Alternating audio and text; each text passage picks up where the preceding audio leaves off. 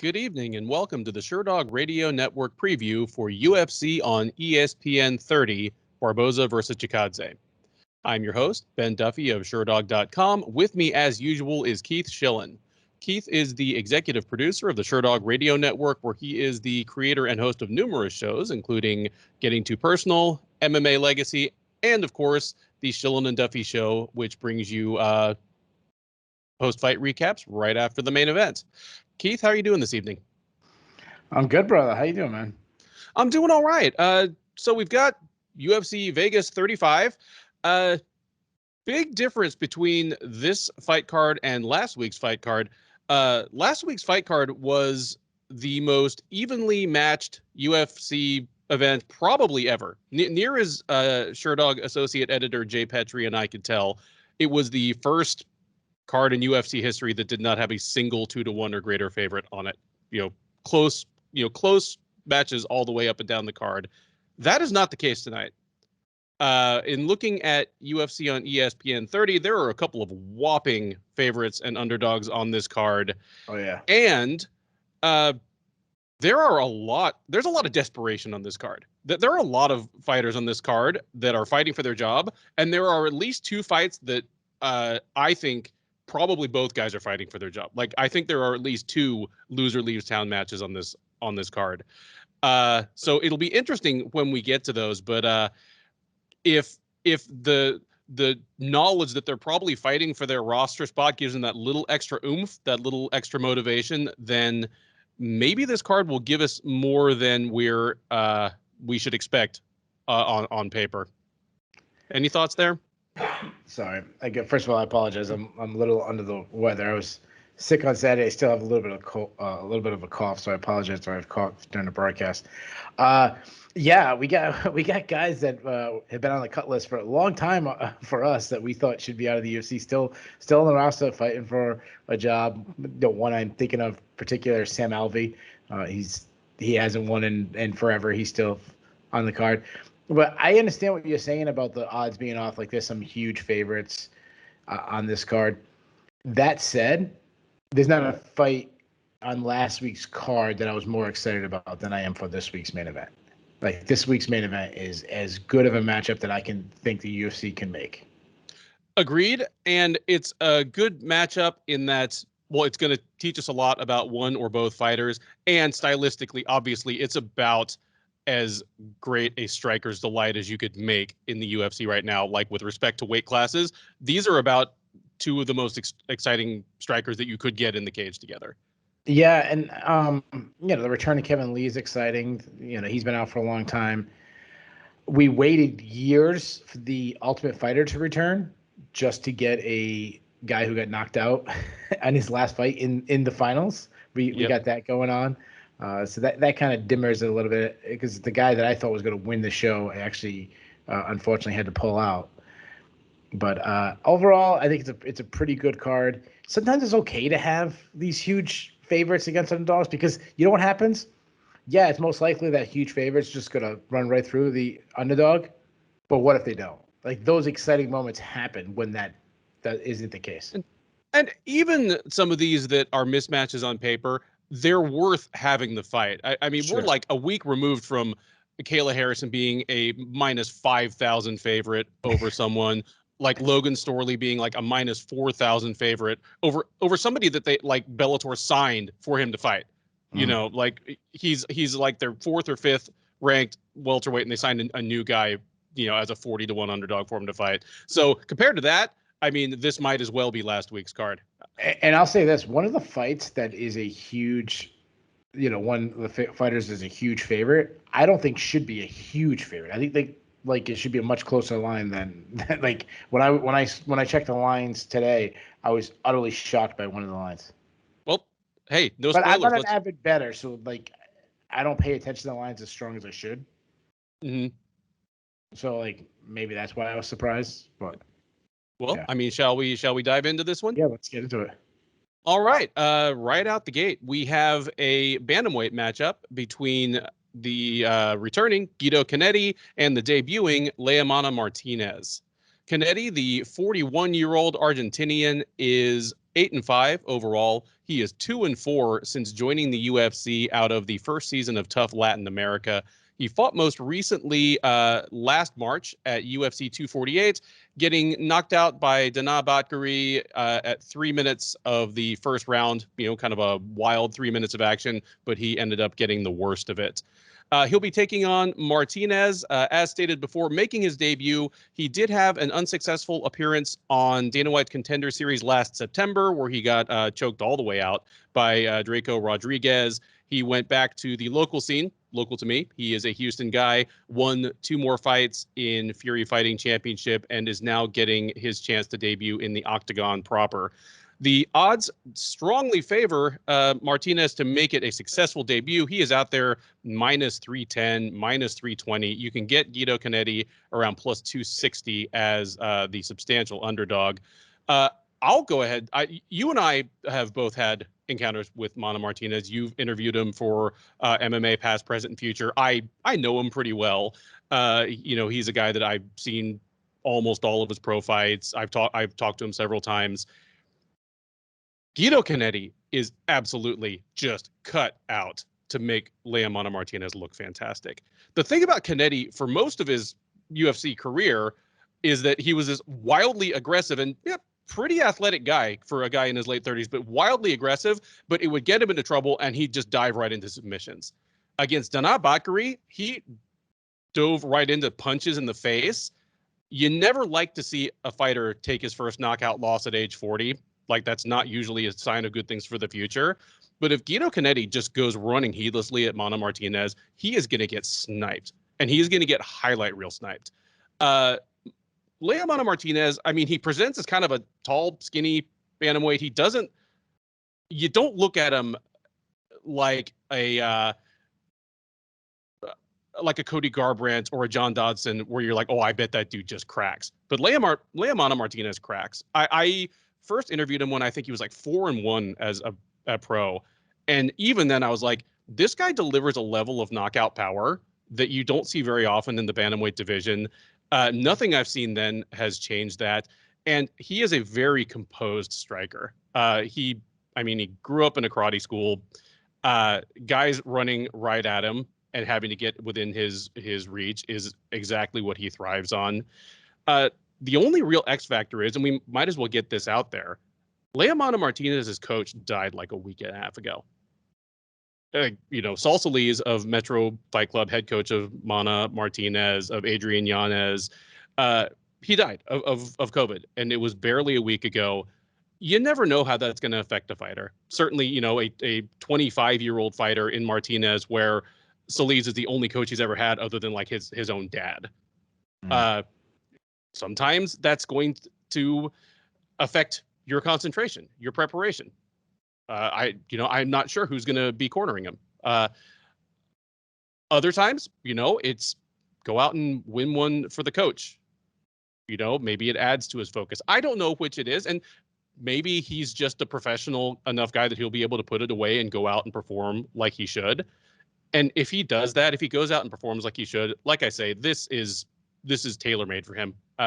Give me Mana Martinez by first round knockout. Is that why his fight was pushed back a week? It wasn't said, so I don't know if they were holding him as a precaution, because again, I saw Mana and Adrian at UFC 265 where I picked up COVID. Yeah. Okay. Yeah. I wasn't even thinking about could he be COVID? I thought more like, hey, give this guy a week. His coach just died.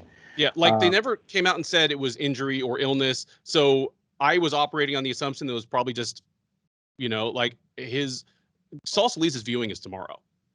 Yeah, that's terrible. I don't even know if Mana's in Vegas right now, but just I don't have any reason to believe that Mana tested positive or got ill himself. I suspect it was just for the morning and because it was so soon. Yeah, it's terrible to think. Either one, I'm assuming he's in Vegas and he doesn't get to go to his coach funeral. That's just a really terrible situation. And what's really sad about it is he doesn't get to share the moment, his debut with his coach. Like, that's even worse than having, well, I don't want to say that, but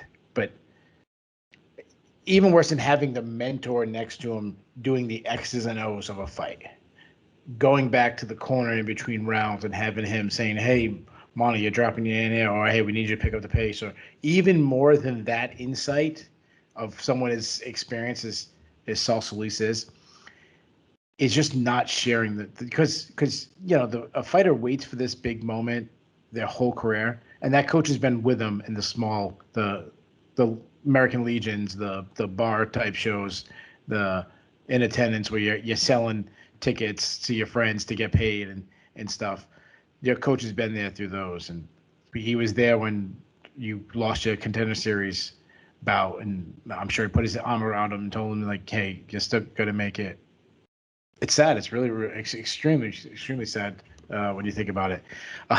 Not how we wanted to start our show, but obviously we'd have to address it. So I'll start with Guido Cannetti. He's 41 years old. He's been off for 17 months. You can't like that at his age. He's had some flashes of talent in the past, but at this age, it's starting to happen less and less frequent.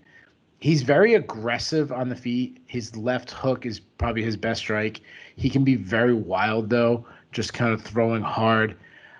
He has power. I mean, you go back to the Marlon Vera fight. He actually hurt Marlon Vera, who obviously is a very good fighter for the division.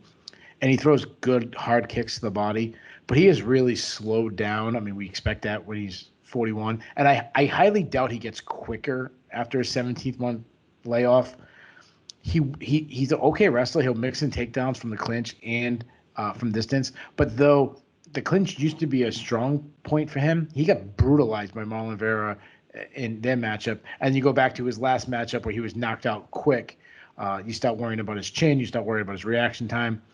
Now, like you said, you pointed out Martinez's coach just died. You already carry a lot of mixed emotions in your UFC debut. That is adding on that fact that it's so new. It wasn't one of these ones where he died 3 months ago, 4 months ago. This is extremely new.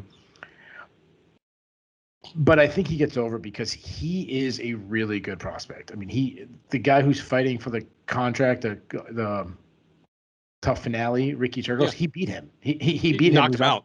Yeah. So Martinez, he's a southpaw, as you mentioned. He has power in both his hands. He also has like a killer instinct to find the finish. He's a counter striker. He has a real slip and rip style. He loves his pull left hand. He has good head movement to do this. Great vision. He seems very relaxed when he's out there. He sees everything coming at him. He makes the mistakes of dropping his hands, which could pay dividends, especially when he moves up the rankings.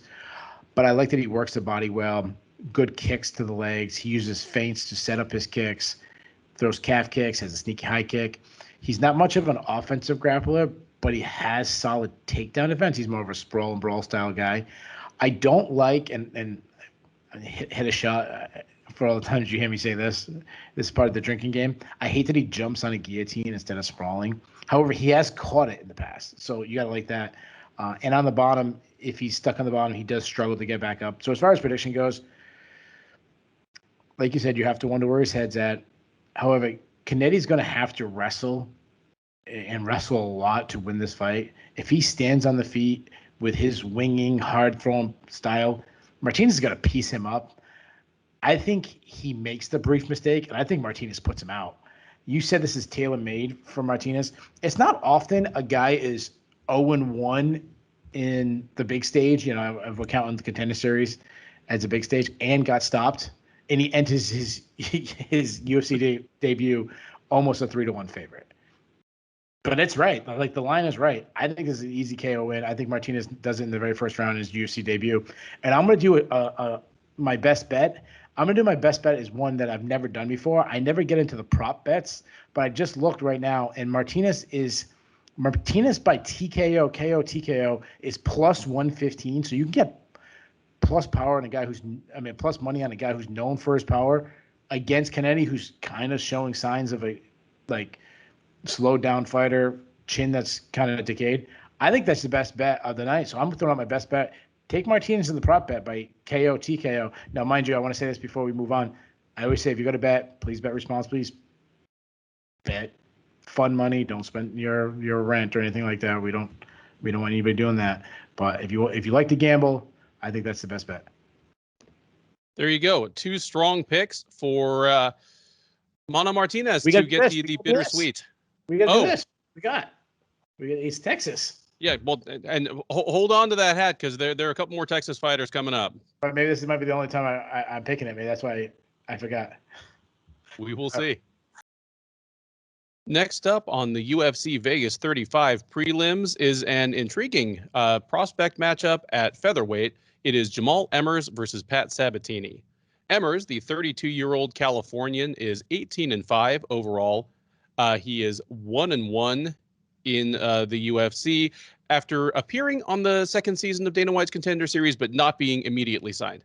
He did make his UFC debut last March, dropping a split decision to your headliner this Saturday, Giga Chikadze. Came back in August and won a unanimous decision over Vince Cachero. He'll be taking on Sabatini, the 30-year-old Philadelphia. You forgot about another fight for Emmers where he was booked and then didn't actually make it in the cage. Oh. Remember his last fight? Yeah, it was what was it? Who was he fighting? He had back spasms, remember? It happened. Oh, yes. It happened like literally like on fight night, like after the card started. Yeah, that's right. I can't remember who he's fighting. I don't have Sure Dog up. I don't have the Fight Finder. Shout out to the Fight Finder, but I don't know. Sorry to interrupt you. Chas Kelly? I think it was Chas Kelly. Yes. Yeah, it was Chas Kelly. Well, at any rate, here's hoping he makes it to the cage against Pat Sabatini. The 30-year-old Philadelphia native is 14-3 overall. He's 1-0 since joining the UFC out of Cage Fury Fighting Championships. He debuted in April, winning a unanimous decision over Tristan Connolly. Odds are fairly close on this one, but Emmers is the favorite. He is minus 150 or so. You can get Sabatini at plus 130, plus 135 as the underdog. Keith, assuming Emmers is hale and healthy and makes it to the cage, how do you see this fight going? Yeah, I'm glad that we're talking about that because it's a much bigger if than we know because he's gone on record and actually said it wasn't back spasm. They actually found a herniated disc in his back, which becomes really serious. That's something that sidelines a guy. Some people never recover from something like that.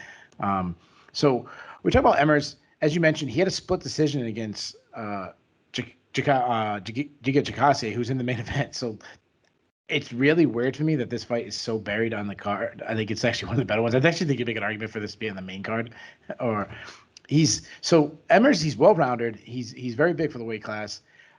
Defensively, he makes a mistake of backing straight up, but he's a high-volume striker who actually likes to strike while backing up. He's got fast hands. He's accurate. He's pretty fluid. He works behind a jab. His right hand is very accurate. He throws a lot of kicks, especially at the body. I love his step-in knees. Plum clinch is also a very strong position for him because of his size advantage. He throws those up. I like that he just will lock on, clamp down, just kind of blast the knees. But the best part of his game might be his wrestling. He chains takedowns together really well. I go back to when he was in LFA. He locked on a slick head and arm triangle choke on Rafael Barboza, which is a good win. I am a little worried about him moving, after suffering a herniated disc and going against someone I like in Pat Sabatini. But I do, not that this counterbalances, but I know he recently has been started training with Team Alpha Male, so that's always good to expand and get with a really good team. Now Sabatini, he's a decent athlete. He has a very karate style to him. He has a wide stance. I would say his hands are okay. His boxing really needs improvement, but he has plus power. He has some sting on his punches. I like that he goes to the body. I love that he has spinning attacks. Sorry about that. He throws a lot of leg kicks, a lot of kicks just in general. He's a good wrestler, too. He likes to close the distance. He'll grind against the fence, trip you down, look for submission. He is a submission threat. As far as prediction goes, this is a really good matchup between two guys that I liked when they were on the regional scene, two guys that I was kind of pushing for them to kind of be added to a higher level like the UFC. However, I'm going to go with Emmers. He already had really good wrestling, and work with Team Alpha Male makes me even more confident.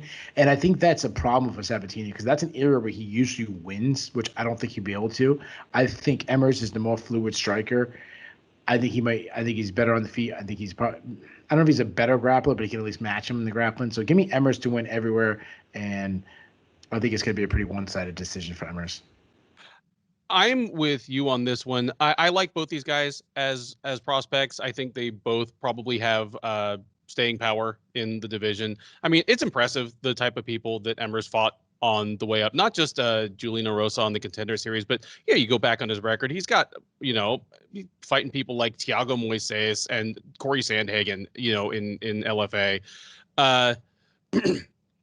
But did he have a win over Corey Sandhagen? Yeah, he beat Corey Sandhagen, and he beat him for real. Like he beat Sandhagen. What kind of win is that? Yeah, that's aged well. But I agree, and I see this consisting of a lot of Sabatini like chasing Emmers and trying to get him onto the fence and do damage there and maybe work for takedowns against the fence. And I just don't think that's going to work for him against Emmers. As you pointed out, Emmers can back straight up a lot. Like he might spend a lot of this fight, like looking down at his feet on that warning track. But I think he's going to be good enough hitting Sabatini while moving away and resisting those takedowns. That, like you say, he's probably just going to win a pretty straightforward decision where he's just a little better everywhere. So give me Jamall Emmers by decision as well. We head down to the flyweight division, and it is a matchup between J.J. Aldrich and the debuting Vanessa Demopoulos.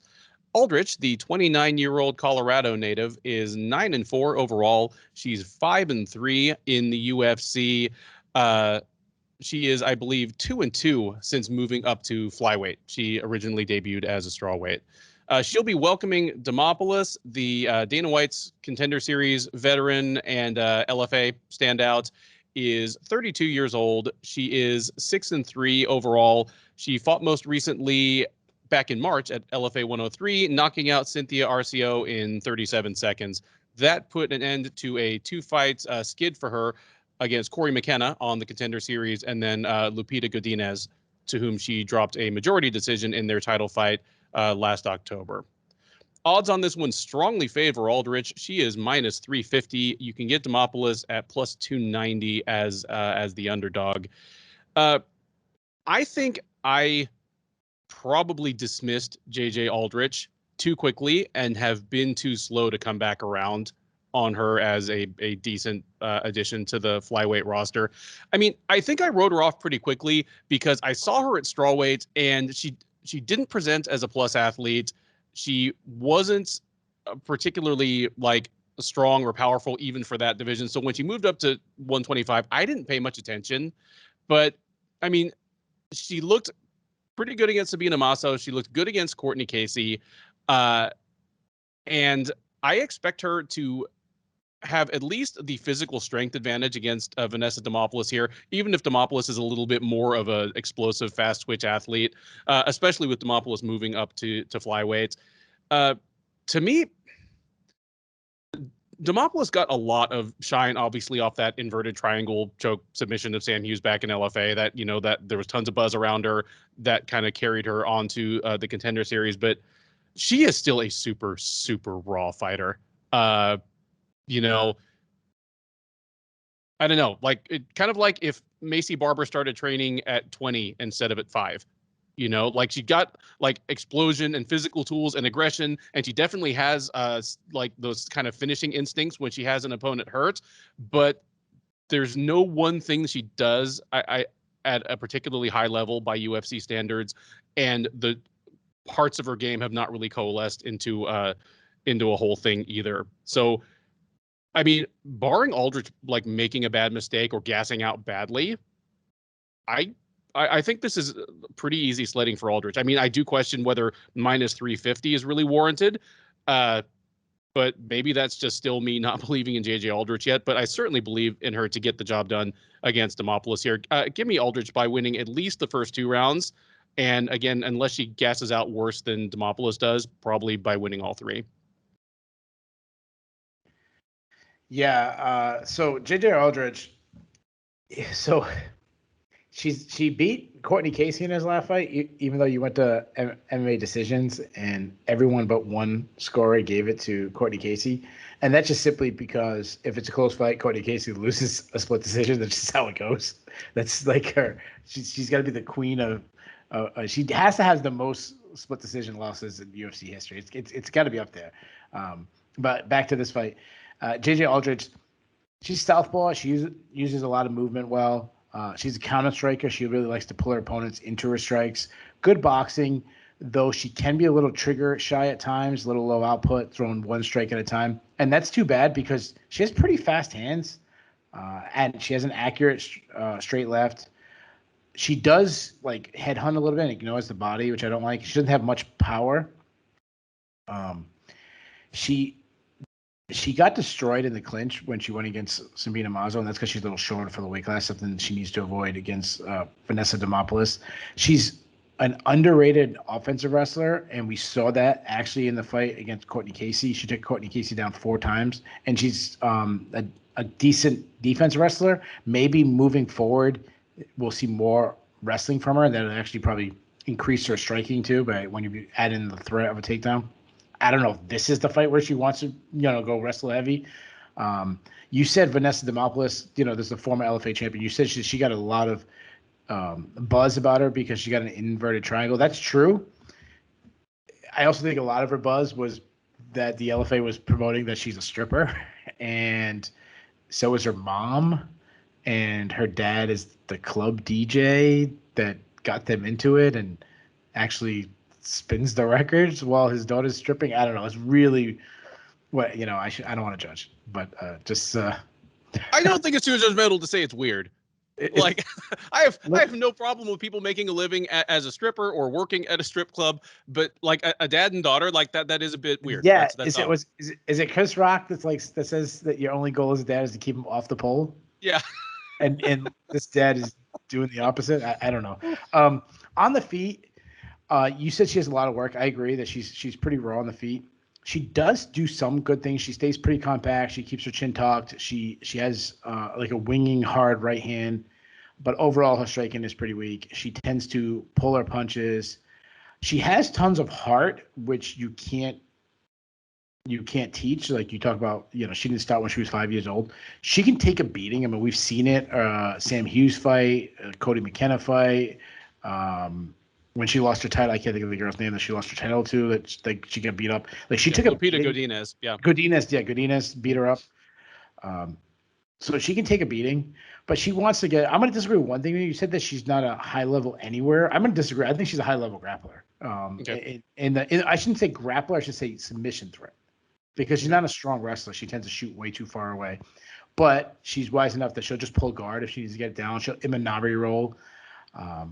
She's not one that defends takedowns by jumping on a guillotine. She doesn't defend a takedown. She's so comfortable off her back because she's extremely. She's extremely decorated grappler. You look at her accolades; they're up there. But she's also like very, very flexible off her back. Insert some kind of stripper joke in there, guys. But she gets some really slick back takes, good arm bars. She kind of gets subs from any position, as you talked about the inverted triangle on Sam Hughes. As far as the prediction goes, you're right. Like JJ Aldrich at -350, like that's insanity. Like JJ Aldrich should be -350 against anybody. If Demopoulos gets this fight to the ground, she can hit a quick sub easily. And right now, Demopoulos. Now, as I said, I've never done this before. I don't give out prop bets, but Demopoulos at plus 285 right now is a really. I like that bet as an underdog. And then if you can, I don't know what Demopoulos by submission, like it's got to be even bigger than that. Like if you're going to bet Demopoulos at plus 285, you might as well throw the plus submission. I should have looked it up. However, I'm with you. I think Aldrich can keep it on the feet. I think she's pretty technically sound. She's going to need to avoid the ground at all costs, kind of really employ a sprawl and brawl technique, sprawl and brawl game plan. And I think she does. I think she might get hairy at times. But you said that she might lose the third round. I actually think it's going to be the opposite. Like I think the first round is the one that she's in the biggest danger. I actually think as the fight goes on, I think we're going to see Demopoulos, who's going to be trying to wrestle hard, be the one that kind of fade. So give me Aldrich by decision. All right, there you have it. 2 picks for JJ Aldrich by decision. The UFC on ESPN 30 prelims head up to the light heavyweight division where Dustin Jacoby will take on Darren Stewart. Jacoby, the 33-year-old out of Factory X, is 14-5-1 overall. He is 2-2-1 in the UFC, but that's a bit misleading because it includes his 0-2 run all the way back a full decade ago. He is really 2-0-1 since rejoining the UFC out of Dana White's Contender Series late last year. He defeated Justin Ledet and Maxime Grishin in his first 2 fights back, then had a controversial split draw with Yohan Kudalaba at UFC on ESPN 23 back in May. He'll be taking on Stewart. The 30-year-old Brit is 12-7 with 2 no contests overall. He's 5-6 with 2 no contests in the UFC, or 5-7 if you want to count his fight with Bartosz Fabinski in Cage Warriors, which was technically a UFC fight in all but name. It happened right as the COVID lockdown was beginning to happen, and those 2 guys happened to be in Europe, so they threw him on Cage Warriors 113. It was weird. Anyway, yeah, but it was cool of them to do that, so they can. It was cool to do that. Yeah, they cool. picked up a paycheck, and at the time, nobody knew. Like, are there going to be any fights at all this year? So yeah, definitely a cool thing, but kind of a weird. It's a weird footnote looking back. It's going to be a great trivia like 20 years from now. Yes, especially because it didn't end up happening again. It's like it happened the one time and that was it. Stewart has hit a bit of a rough patch of late, including that Fabinski fight. He is 1-3 with 1 no contest in his last 5. He's, coming off the back of 2 fights with Eric Anders, one that ended late in the first round on an illegal knee. They decided to rebook it, and he just dropped a straightforward decision to Anders in the rematch. The main interesting thing about the rematch is that despite both of them being career middleweights, they decided to do it at light heavyweights. And Darren Stewart apparently decided he liked the taste of food because this one is taking place at light heavyweight as well. We'll see, if he can actually hang with UFC light heavyweights. Odds on this one do slightly favor Jacoby. He is -170. You can get Stewart at +150. Keith, how do you see this one playing out? This is an intriguing fight. It should be a fun stylistic match between the former middleweights battling at light heavyweight. So Stewart, he's not a great athlete. He's not that fast, but he does have power. It's still unknown if that has gone with him to 205, but he loves to battle and brawl it out in the pocket. That didn't go too well for him against Eric Anders, but I think that has more to do that Stewart is usually the stronger guy, and Eric Anders is like one of the middleweights or light heavyweights that would be stronger than Darren Stewart. Stewart has hard calf kicks. He's an underrated grappler. He likes to just battle in close, battle in the clinch. As I said, he that usually is a safe zone for him. Wasn't the case against Eric Anders because, as what I just said, being stronger than him. Stewart, he likes to sneak in a takedown. He's got some underrated wrestling. He can catch a submission. He loves the guillotine. And he's got some pretty good ground and pound. Now move over to Jacoby. Obviously, you mentioned he had a hiatus from the UFC when he was doing Glory Kickboxing. He's technically sound on the feet. He's light on the feet. Nice lateral movement. He cuts angles really well when his opponents attack him. He blocks punches with parrying, which is using your hands. He's very good at that. Offensively, everything comes off his jab. He just kind of touches instead of unloading power shots when he sees an opening. Everything's straight punches, real clean 1-2 combinations, brutal calf kicks. You go back to the Justin Ledet fight. He just lit up Justin Ledet with leg kicks and finished him with leg kicks like 2 minutes into the fight. He's a weak wrestler. We saw that in his last fight against Ian Cutelaba. Cutelaba took him down 9 times. But to his credit, he showed a really good get-up game. Cutelaba took him down. He kept getting back up. And I go all the way back to the King Mo fight like a decade ago. Like King Mo had trouble keeping him down. And you know how decorated wrestler King Mo was.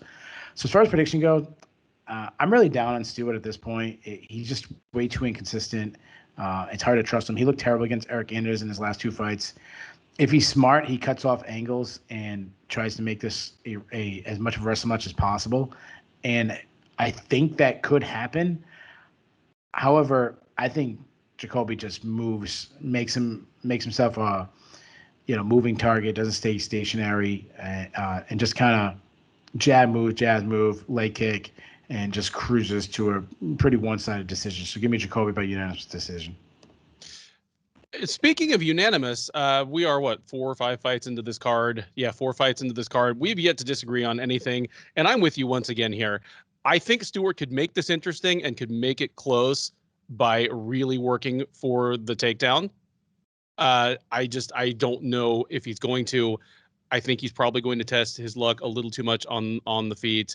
And as you pointed out, like Jacoby, his takedown defense was his problem coming all the way up, like to his first UFC run, his loss to David Branch in WSOF, his losses to King Mo and John Salter in Bellator.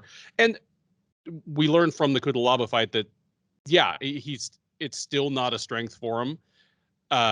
He's kind of a tall, long-legged light heavyweight who wants to kick a lot. So, it'll probably always be a problem, but he's shown a good get-up game.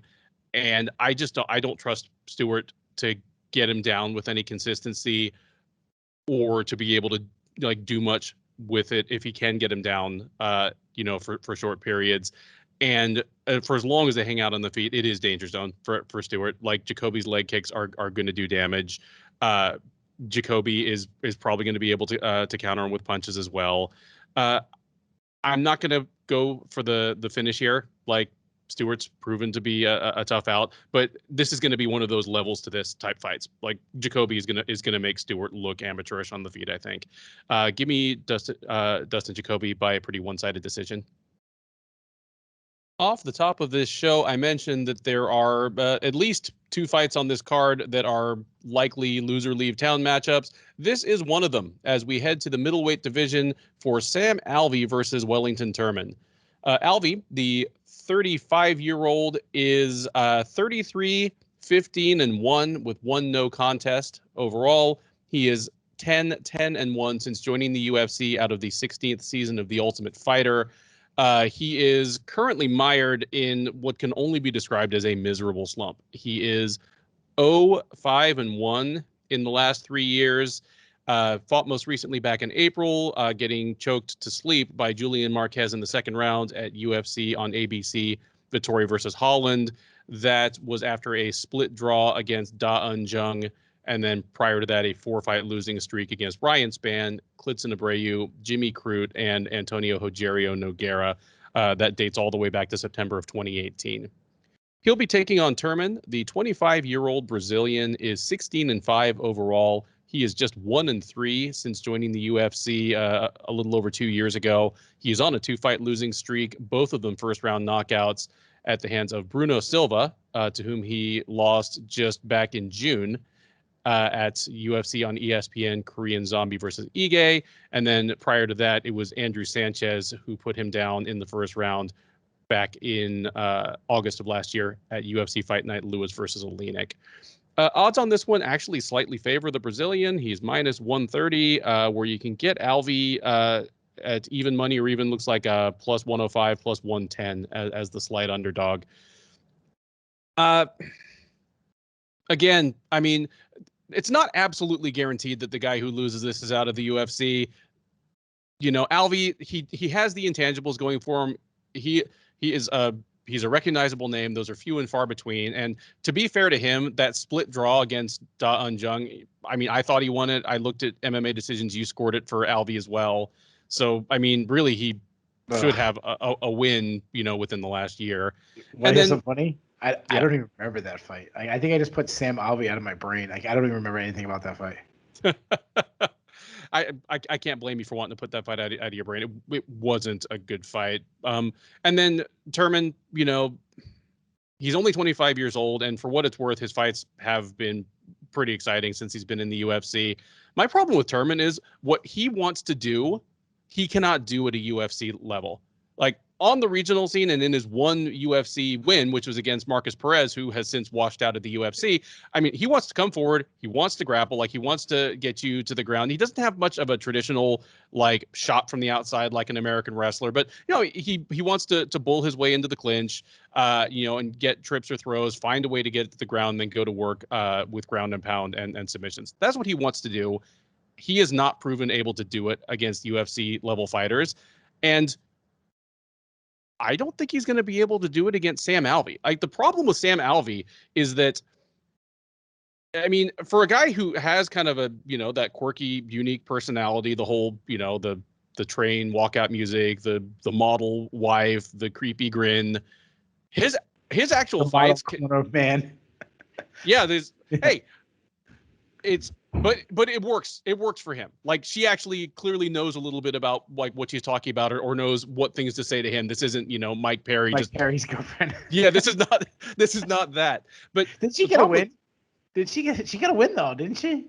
Yep. Yeah. Over Mickey Gall. Yeah. All right. Sorry. The gift that keeps on giving, man. We should have a drinking game every time I interrupt you. Sorry. No, hey, I am fine. Like, interrupt me with details and important stuff anytime. But the problem with Sam Alvey is, win or lose, his fights can be painful to watch, because what he wants to do is counter strike, and he's not like, he doesn't have great hand or foot speed, but, you know, he's a technically sound guy, and even if his power is a little overstated, especially when he's up at light heavyweight, he does hit hard. You know, like, if he catches you enough times, even if he doesn't knock you out, because he hasn't knocked anybody out in almost 4 years, it's enough to hurt people, and it's enough to win rounds. I honestly think he's gonna bust up Wellington Turman. Like, I'm going for the slight upset here, but give me Wellington Turman to go charging in on Sam Alvey and eat a bunch of lefts and rights for his trouble. I'm actually considering that Wellington Turman twice in a row now has just gotten busted up charging at better strikers than himself. Make it 3 in a row. Give me Sam Alvey by, I'm going to say, second round TKO. He's going to catch Turman coming in. He's going to hurt him. This is going to go to the ground with Turman already hurt. Alvey's probably going to finish him with ground strikes, and Turman will be out. Alvey will be in. Maybe he'll retire in the cage. Who knows? You know, we can only hope for such a happy ending. No, of course he's not going to retire in the cage. But yeah, give me Sam Alvey by slight upset. Sam Alvey, round 2 TKO. So what you predicted is that Sam Alvey wins, which guarantees himself like 3 more fights in the UFC. Yes. I am not nearly as confident, and I'll tell you why. And I want to have full disclosure with our listeners. I didn't watch any film on Sam Alvey for this fight. I refuse to at this point. Like, he's 35. He's 35. He's winless in his last 6 fights. He hasn't won a fight in 3 years. No, I guess I thought he should have won one of his last 6 fights. Like I said, I just put that out. I don't have anything personal against Sam Alvey. Like, if Sam Alvey was my neighbor, he'd probably be like my best friend. He's like the nicest dude on planet Earth. I'm just done with him. Like, I don't like watching him fight. He's a terrible athlete. He's slow. He's flat-footed. He backs straight up to the cage, doing nothing. You said his power is overrated. I'm gonna disagree with you. I'm gonna say it's grossly overrated. I said it last time. They're gonna make it sound like if he touches you, it's Francis Ngannou touching you. Like, if he just grazes you, you're gonna go out. His chin is fading. He won't throw enough punches to win. You say that he's gonna win by knockout. I really think that's the only way he wins, because he doesn't throw enough. He does have pretty good kicking power, though he doesn't throw enough. I actually think his clinch striking is okay, and he's an underrated grappler. He's pretty decent on the ground. Not decent, but he's serviceable on the ground. So there is ways. I'm being a little hyperbolic when I'm saying that there's no ways for him to win, but it's very limited. And then I'm like, oh yeah, then his opponent's Wellington Turman. So Turman is only 25 years old. And you know how I feel about that age. Like, that's my, like, don't give up on this guy. He's only 25. He's aggressive. He loves to pocket box. which might not be a good idea against Sam Alvey. Though one mistake he does is he doesn't rechamber to his face. He does like what they call scooping, or when you throw a punch, instead of bringing it straight back, you like scoop it down, which leads him to open the counters. And he's been paid a price for that. He does have some real snap on his punches. He throws everything with power, but he makes huge overloading. Like he has tail sides because he really loads up on his shots. He mixes punches and kicks in well together. He throws a lot of kicks. He'll throw occasional spinning attack. And he's actually a good, as you mentioned, he wants to get the fight. He's a good grappler. Before being knocked out by Bruno Silva, he was out grappling Bruno Silva. He was winning against Bruno Silva before Bruno Silva realized, like, hey, this is Wellington Turman. I could probably just knock this guy out now. And okay, now I just knocked him out. Like he was actually winning. People got mad at me for saying that, but it was true. I am obviously extremely worried about Wellington Turman's chin, though, as he was brutally knocked out by Andrew Sanchez in his last fight, and then Bruno Sanchez did it himself. Actually, Bruno Silva, not Bruno Silva. Bruno Silva and Andrew Sanchez. I mixed those two names up. They both knocked him out in back-to-back fights. So as far as prediction goes, as bad as I bash Sam Alvey, he could win this fight, as you said. He could land one shot, put Turman out, especially like I think about the Marcin Prachnio fight, like he kind of charged that Sam Alvey and got knocked out, kind of the same thing. However, I'm picking Turman for two reasons. One, he's younger, and number two, he's not Sam Alvey. So give me Turman by decision. I don't know. I hate this fight. There you go. There you go. Our first incident of dissension here. And so the cut list will get somebody. It'll remain to be seen who. The top prelim at UFC on ESPN 30 is a middleweight matchup between Alessio de Chirico and Abdul Razak Alhassan. This would be another likely pink slip derby, as both men have had a pretty rough run of late.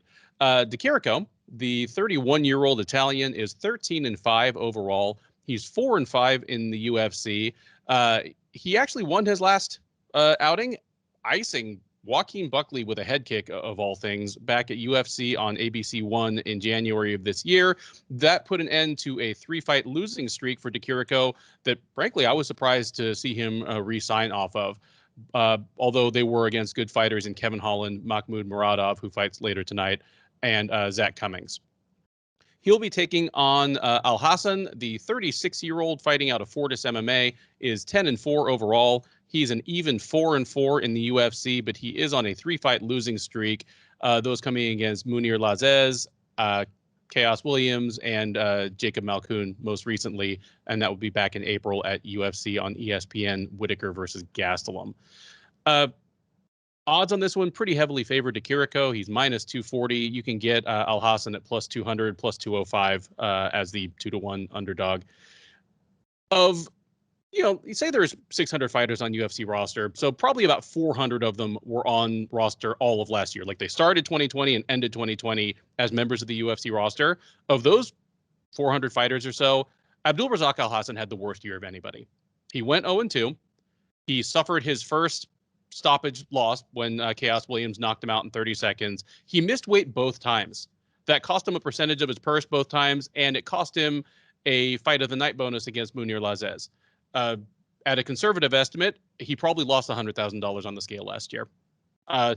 Frankly, wouldn't have been surprising if the UFC had let him go off of 2 losses and 2 weight misses in a row. But he came back this year, took on Jacob Malkoun, either wisely decided to move up to middleweight or was forced up to middleweight by the UFC. But in either event, the problem is that Malkoun beat him bad. So it's 3 decisive losses in a row for Alhassan. I mean, Malkoun outstruck him, which is a problem considering that's where Alhassan's bread has typically been buttered. There was a 10-8 round in the middle of that thing. It was not good.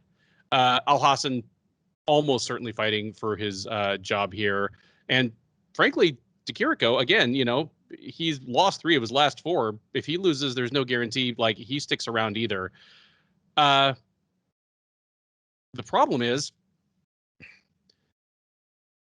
I don't know if Alhassan has the game to go in the UFC middleweight division. I mean, he wasn't a huge welterweight. I mean, he's like a big, thickly muscled welterweight, but at 185, I mean, Makhmud had all kinds of reach on him. Was stronger when they clinched, and he's taking on a guy in Chirico. I mean, the guy's nickname is Manzo, which just means beef in Italian, because he is a burly guy. Like, Chirico is not really a plus athlete, but he is a very strong dude. You can just tell by looking at him. Like, he's a muscular guy. Alhassan, his nickname is Judo Thunder, but it's kind of like Hector Lombard, where, yeah, I know he's supposed to come from a judo background, but mostly what he does is knock people out really quick. It's more about lightning fists than Judo Thunder. I don't see him doing that to Alessio Chirico. I always do kind of, wish well on Fortis guys. I think it's a great gym. I think they're well-coached guys. But Alhassan's array of weapons, just they haven't proven to work at a UFC level. I mean, they'll never be able to take away the knockout of Nico Price, but Nico Price never met an opponent whose offense he didn't want to make look good. He's like one of those professional wrestlers who's a really good worker. Like, they always said Ric Flair always made his opponent's offense look amazing. That's Nico Price. Like, Nico Price is the one guy that, okay, if all you got is a huge overhand right, I'll let you land one. Like, let's make this interesting. And that wasn't a great idea. Against Chirico, like, Chirico, doesn't have fast hands, doesn't have like great footwork, but he's reasonably defensively sound. I don't see Alhassan landing the huge kill shot he's going to need to win this. I think he probably makes it to the final bell, but just give me Chirico by kind of a one-sided, pretty grindy decision. Most of this fight probably takes place on the feet, and Chirico just gets the better of it. Yeah, Alhassan, so he's actually not with Fortis anymore. I know he trained with Evolution for this one. Oh, thank you. Which, I knew that. You know how both of us feel about Fortis Yeah. MMA. I think it's one of the best teams. I think it's a good move for him. Not in the sense of this coach is better than that coach, but if you struggle with cardio, going to the mountains might be the right move. Like, that actually makes sense. He's an insane athlete. I mean, he's explosive. He's fast. He's got huge power. I mean, like you said, he did knock out Nico Price. I said this last time we were breaking down his skills, and I still like this. He will grab his hands of his opponents when they're pillaring and then just wrap his punches around that. So, like, if they're trying to grab like this, he'll actually pull the hand and punch around it, which I love. But that's kind of where it ends with, like, what he does good. He sneaks in kicks in his combos. He'll throw, like, high kick in his combo. But he doesn't check leg kicks. You mentioned yourself, he comes from a judo background, and that's what they say. But like, he will mix in a takedown. But we usually see the takedown attempt when he got hit and he got rocked with something. That's when he suddenly wants to grapple. It's not something that he throws a 2-punch combination, shoots under his opponent. We see him and we also see him grappling a lot because he's terrible at it. So other guys want to grapple with him. I mean, a perfect example is Jacob Malkoun. He also gassed out bad in, you talk about his return to the UFC after that, the allegations that was proven false against him. But he had a big time gap there. He's gone 0-3. The Lazez and the Malkoun fights, he gassed out in both of those. I'm gonna disagree where you said, like, 185 might not be the right move for him. I'm gonna disagree in the sense of, like, there's nothing else he could do. Like, he was missing 170, so he really had no choice. And, like, everything else was going wrong. Like, this, like, one of those ones, like, throw it up against the wall and see what sticks kind of thing. I kind of feel like that's what's going on here. He was knocked out by KS Williams. So you wonder how much can his chin take moving up a weight class. Like, I see all the negatives in it. But maybe if he has a little extra water in his system, going to the mountains, having more water in him, maybe he won't gas out. He won't kill himself making weight. But one thing I got to remind people, and it seems like it's an ongoing theme, when people move up in weight, they actually tend to miss weight a lot of times. And everyone's like, how could that be? You fought at a small weight class. Because they had to diet so much, and they struggled to make this diet. They go up a weight class, and they actually start getting like, oh wow, like I don't have to diet as much, and then they get too high. And we're just a week removed from Kelvin Gastelum needing 2 tries to make 185. There you go. Yeah. What about Larissa Pacheco? Oh, good grief! Missing 155. She used to fight at 135. She sure did. She have 2 weight classes and missed. She's now at 3 weight classes.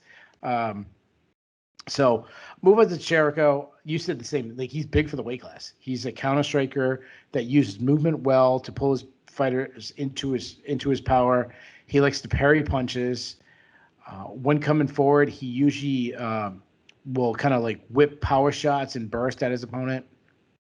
He lacks true power. Like, he's a big guy for the guy, but he's not a power puncher. He throws a lot of kicks, and now people say, well, he doesn't have power. He won his last fight by high kick knockout. I think that's and yeah, that's great. That's a new tool we see of him. I think that's more of a fluke than like when you think of guys who crack in the division, you don't think of Alessio Chirico. He does keep his chin high, but he does keep his chin high. So he's a big target for Alhassan. He is strong in the clinch, though. He can get to the clinch. He can wear you out in the clinch. He will sneak in a takedown attempt himself, but I wouldn't call him a powerful wrestler. So, prediction. So, Chirico's going to win. Everything in me says that he's going to win. He's bigger. He's a better wrestler. He's more intelligent. He's I shouldn't say more intelligent. It's a better game plan. He's a guy who sticks to his game plan better. He's actually younger, which is surprising. So everything in me says that Chirico's going to win. And like, your argument is dead on. Like, you're absolutely right. However, I can't get past the best of Alhassan. I can't get that out of my head. I think about like the Nico Price knockout. I think about the Sabah Hamasi's knockouts. Like, Sabah Hamasi get cracked by some really. Paul Daly couldn't knock out Sabah Hamasi. Wait, I think he did get a knockout at the end. I don't know, but it wasn't. But it wasn't like it wasn't lamped him twice. Like yeah. Alhassan did, yeah. Yeah. And then I go back to the Lazzez fight, and that fight was more competitive than people remember. Like, Alhassan was winning the beginning, almost knocked out Lazzez in the beginning of the fight. If you remember that, he was like unloading a huge combination and gassed himself out. So maybe if he moves up, he has more water, and maybe his power increases. We've seen that in the past. I think about like Rumble Johnson. Like, he was the guy that everything seemed to be going wrong, and it's a disaster. And then he moved up a weight class, and everything was fixed. Now, Alhassan is in a, further along in his career than Rumble Johnson. Like, he did it much later in life. So it is definitely going against my own better judgment. And I said off air, like, I know I'm getting this one wrong, but screw it. I'm going with Alhassan in my first round knockout. This is my upset special. Tell me how much of an idiot I am. Hey, all I know is that we finally are disagreeing on some fights, and it's the Alvey and Turman fight and the Chirico and Alhassan fights. So it'll make for some lively discussion on the post show recap. Make sure you don't miss that one, folks. I just hope I don't go 0-2 on those. Like, I hope we go 1-1. The UFC Vegas 35 main card begins with a middleweight matchup between Makhmud Muradov and Gerald Meerschaert. Muradov, the 31-year-old Uzbekistani fighting out of the Czech Republic, is 25-6 overall. He is a perfect 3-0 since joining the UFC back in late 2019. He has beaten Alessio Chirico, Trevor Smith, and most recently back at UFC 257 in January, Andrew Sanchez, whom he knocked out partway through the third round with a flying knee and some follow-up ground strikes. He'll be taking on Meerschaert. The 33-year-old Rufus Sport product is 32-14 overall. He is 7-6 in the UFC. He won his last outing, choking out Bartosz Fabinski at UFC on ESPN Whitaker versus Gastelum back in April. That ended a 2-fight losing streak for him. He got knocked out by Khamzat Chimaev and Ian Heinisch in a combined about 90 seconds of cage time. So he did put a stop to the bleeding there with the win over Fabinski. Nonetheless, Meerschaert is easily the biggest underdog on this card. He is plus 450.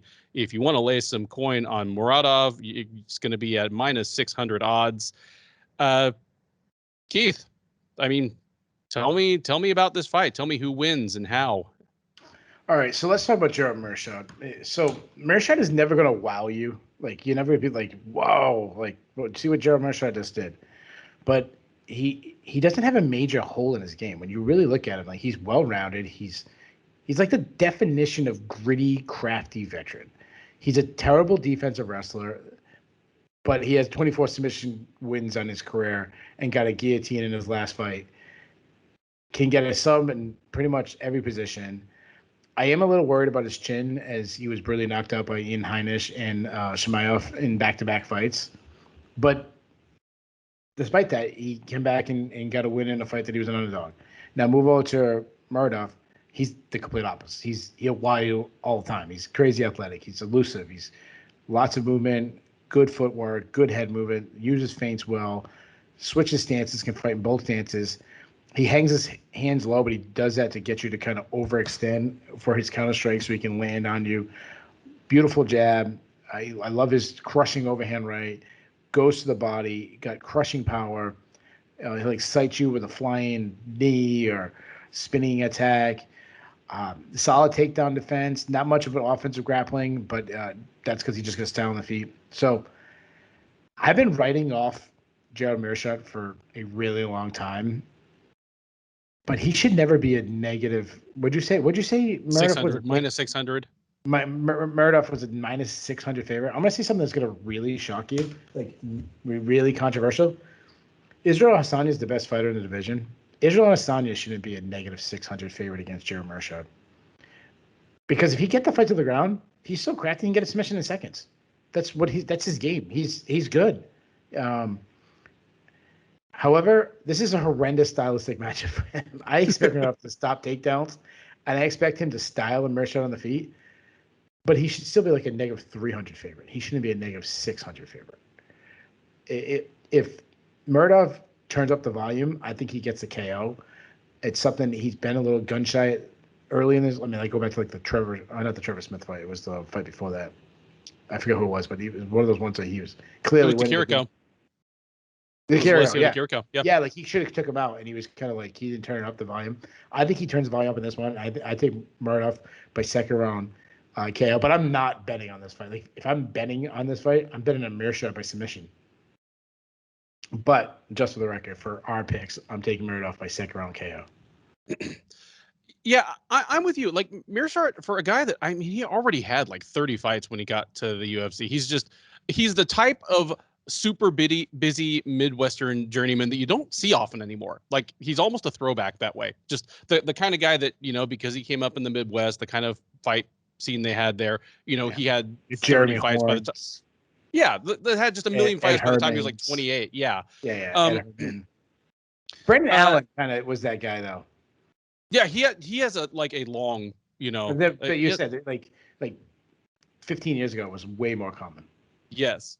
But you look at his UFC record, there are no bad losses. Like the guys he's lost to are really good fighters.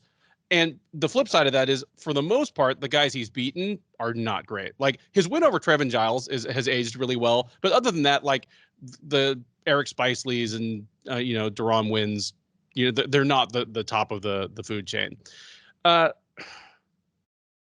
This is just a bad, like, as you pointed out, it's a bad stylistic matchup. He is a super like sneaky submission threat. I mean, you can tell how sneaky because 3 of his last 4 submissions are technical submissions, like where apparently the other guy didn't realize what kind of trouble he was in until he was snoring. Like Giles, Oscar Piechota, Bartosz Fabinski, all 3 of those guys choked all the way out by Meerschaert. Duran Wynn was the only guy that had sense to tap before he snoozed. But I don't think he gets that against Muradov. Muradov's problem, as you pointed out, is he's a really slow starter. And, he's a slow starter in the John Jones sense, where he just really takes his time to get, get comfortable and really start like throwing volume, which is, I think, why he has like 3rd round finishes in his last couple fights. He's even more so than Jones. Like he's overcautious, if anything. But I think that's going to keep him from falling into anything silly, from Meerschaert. Like I expect he'll probably win the first round, almost certainly win the second, start rolling downhill by the third and probably get a TKO finish in the third round of this fight. It's just it's a bad matchup for Meerschaert. Meerschaert has become a more confident striker, but I don't think that necessarily worked in his favor here. He just might not be as desperate to get this thing to the ground as he would have a few years ago. But yeah, I've got Muradov in this one big. He will survive. He will advance, and he is definitely probably looking at a ranked fighter in his next fight. Next up on the UFC on ESPN 30 main card, it is another middleweight matchup, and it is the first of 3 fights on the card featuring veterans of the Ultimate Fighter 29, which of course just recently wrapped. It is Andre Petroski versus Michael Gilmore. Petroski, the 30-year-old, is 5-1 overall. He fought most recently, aside from his appearances on Tough, of course, at LFA last October, where he was knocked out by Aaron Jeffrey in the second round. He'll be taking on Gilmore.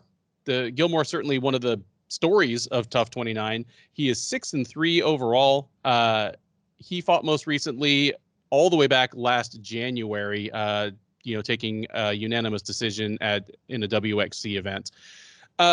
Gilmore stayed on as an alternate for Tough 29, basically staying in Vegas on his own dime, quit his day job, just kind of went all in on the UFC dream, and it paid off. When an alternate was needed, he was brought in. He had his little tender moment on camera where Dana White said, I fucking love your attitude. Well, of course he loves your attitude. You stayed in Vegas on your own dime, like hoping you'd get a spot on the show. It didn't cost him anything. Like, of course he loves your fucking attitude. Anyway, that he parlayed that into an appearance on Tough.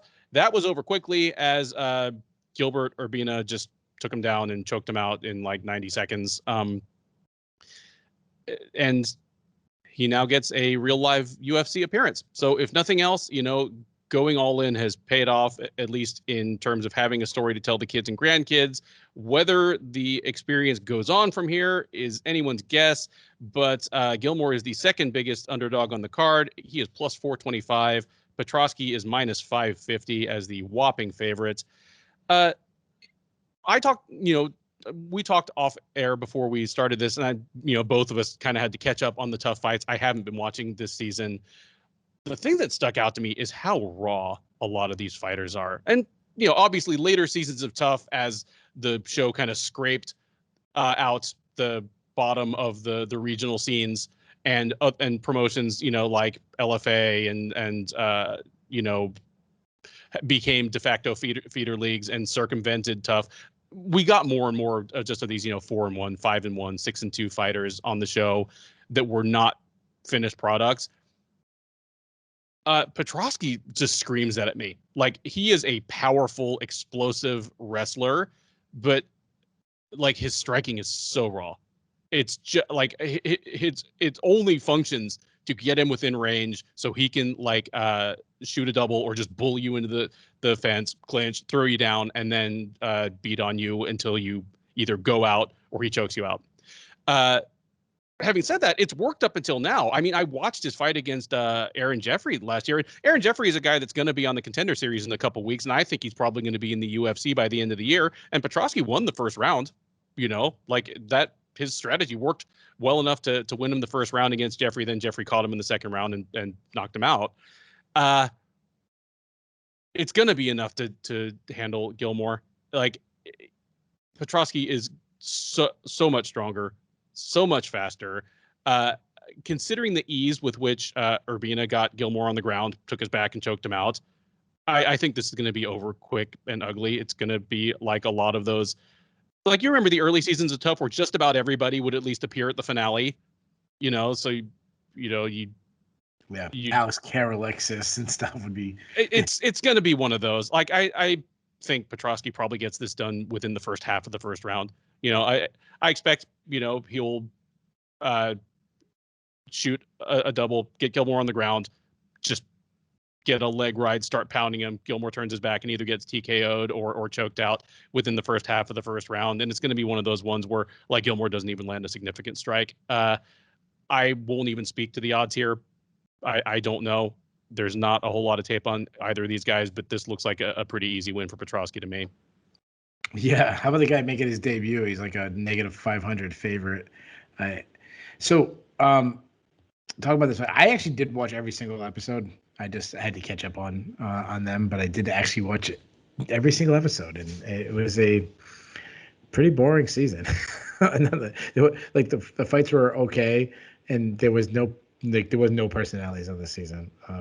Like what was the big moment on was it when Mitch Raposa and Andre Petrosky was arguing whether Brian Ortega was a real person? That like 30-second squabble. Like I think that was like the highlight of the season. I don't know.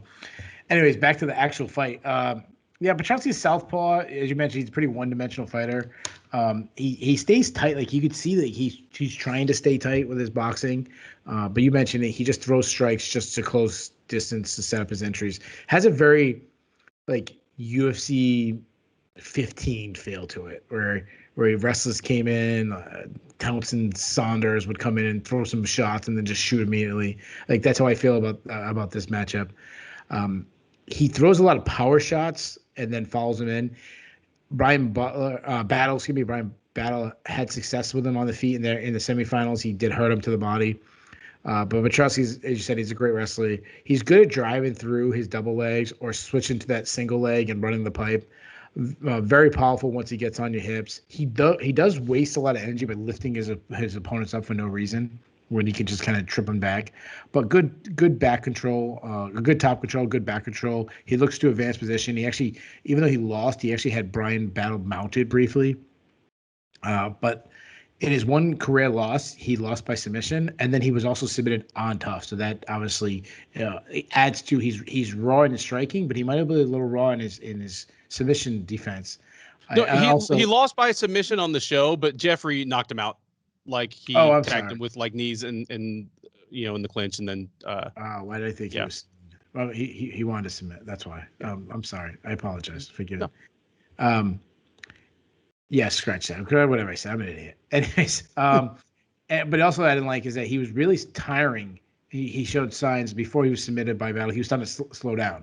Now move over to Gilmore. Like you said, there's not much film on him, so bear with me. I mean, I love what you said. Like I love that he joined the UFC. I love that he was there. He was fighting his dream. He wouldn't take no for answers. Like I'm staying in town in case I get the call. But then on the flip side, like, yeah, that's cool. It cost the UFC loves him, but like, how about the UFC has some alternates, like, ready, like on their own dime? Like, this guy shouldn't have to pay for it. Did he put himself in the front of the alternate line? Yeah, good for him. But that, like, I don't know. And that also goes back to the guy who had to pull out. The guy got injured, and there was like, when an MMA fighter gets injured, it's like, wow, you're not chasing your dream, but like the rookie for the Jaguars yesterday hurt his ankle or hurt his foot, and I don't really know. I'm not a doctor, but like he's out for the season. No one questions, oh, you're not chasing your dream. But when that UFC fighter does it, it's like, oh man, that's part of the sport. It's to play with torn ligaments. Anyways, back onto this fight. Gilmore, he's 34 years old. He's moving up to middleweight, which you don't like. From what I've seen in a little bit of film study, he sits on his punches. He does have KO power. He has 3 knockouts on his record. Throws some good hard leg kicks. Will toss in a takedown himself, though he has some weak takedown defense. We saw that in his very brief run in the Ultimate Fighter. I also saw another fight where he got taken down. He was submitted quick on the show. All 3 of his submission losses. All 3 of his losses are submissions, and he was subbed on the show, so that's not, you can't like that moving on. So as far as prediction goes, I'm with you. Like this seems like a setup fight for Petrosky. I think he's just going to take down Gilmore really quickly, land some ground and pound. I was going to say submission, but I think he's probably just going to punch his way. So give me Petrosky by first round TKO from ground and pound. There you go. 2 strong picks for Petrosky to get it done in the de facto Tough 29 finale in the first round. We now head to the welterweight division for a matchup between Kevin Lee and Daniel Rodriguez. Lee, the 28-year-old from Michigan, is 18-6 overall. He is 11-6 in the UFC. However, within the last couple of years, he's only fought once at welterweight. That was a 4th round submission loss to Rafael dos Anjos in the headliner of UFC Fight Night 152 back in May of 2019.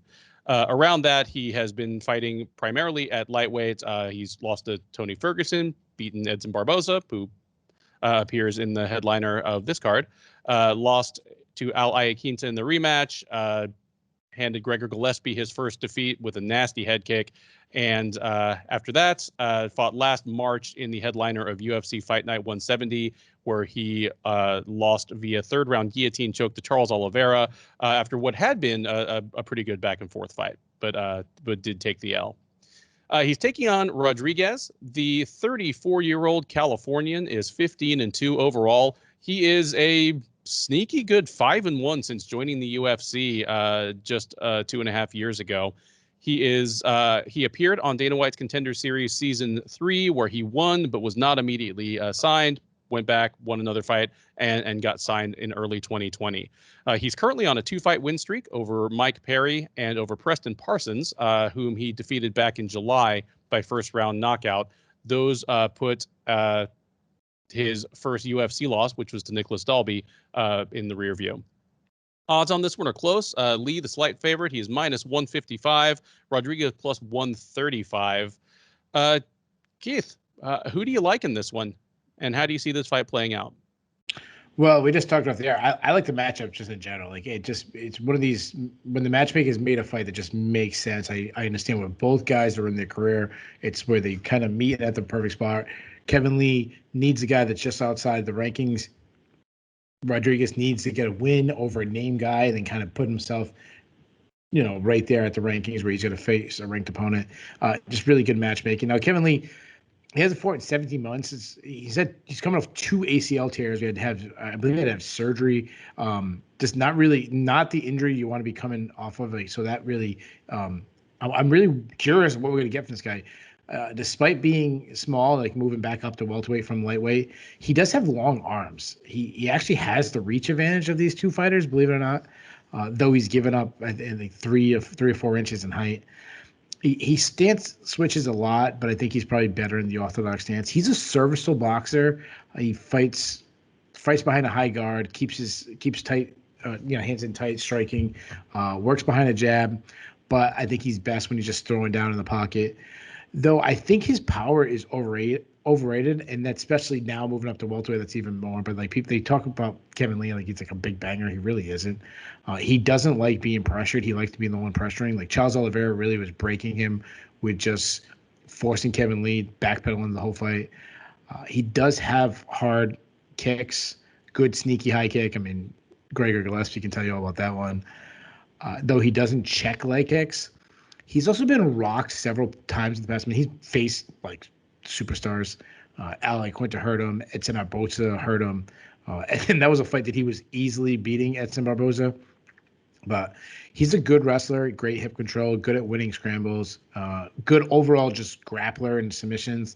I mean, you go back to the Michael Chiesa fight. Like I know that was a, submission too early. Did he pass out? No, he didn't tap, but like it looked like he was about to tap out Michael Chiesa. But one thing that's concerning is that he gassed out in I think on 3 recent losses. Like Tony Ferguson was a fight that he gassed out on, and a lot of people believe he had staph infection for that one. But RDA was one that he really gassed as the fight went on. And Charles Oliveira, he got caught in submission, but he was starting to fade. Now move over to Danny Rodriguez. Since he's just been so busy, since Kevin Lee last fought, Danny Rodriguez has fought 5 times since Kevin Lee's last fight, which you got to like that moving into this fight. Southpaw, pressure boxer, really fast hands, long jab. His left hook is his best strike. That's the punch that Tim Means had no answer for. Preston Parsons had no answer for. He's got serious power in both of his hands.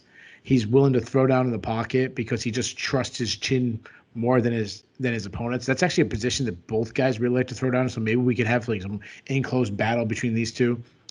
He's not just a striker though. Like he'll sneak in a takedown every once in a while, for 2 reasons: 1, to win rounds, but 2, just to kind of keeping his opponents honest.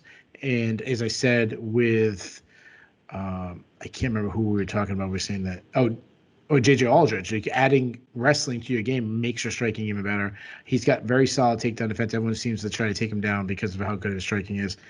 He does have some subs on his record. I mean, he did catch Tim Means in this fight, which is a very impressive submission, catching a good veteran like Tim Means. So prediction, Lee has been very inactive. He's giving up size. He's coming off 2 major knee surgeries or knee injuries. I can't remember if he had surgery or not, but 2 major knee injuries. He's going to need to wrestle, and he's going to need to wrestle a lot to win. That wouldn't surprise me at all if he can do that. However, Rodriguez has shown really good takedown defense. I think Rodriguez spoils the brawls, and I actually think he might catch Kevin Lee up a weight class. I actually think he might put him out. So give me Rodriguez. I'm going to say 3rd round TKO. Now, I know everyone's going to say, if anybody who listens to the show will be like, wait a minute, Keith, wasn't it like a month ago you picked Preston Parsons to beat Danny Rodriguez? Yes, I picked Preston Parsons to beat Danny Rodriguez. Okay, I'll address it. I'm an idiot. Come on, I'm not going to get too wrong. So give me Danny Rodriguez. But yes, I picked Preston Parsons. I like the guy moving forward. I'm an idiot. Go ahead. I mean, I was surprised that Kevin Lee is the favorite here, and I wasn't sure whether you were going to go with the upset, but I definitely am smelling the upset here. Kevin Lee is at his best, I think, when he embraces his wrestling. Like, I think his best performances have really run off of that. I wish he were as good a boxer as he seems to think he is.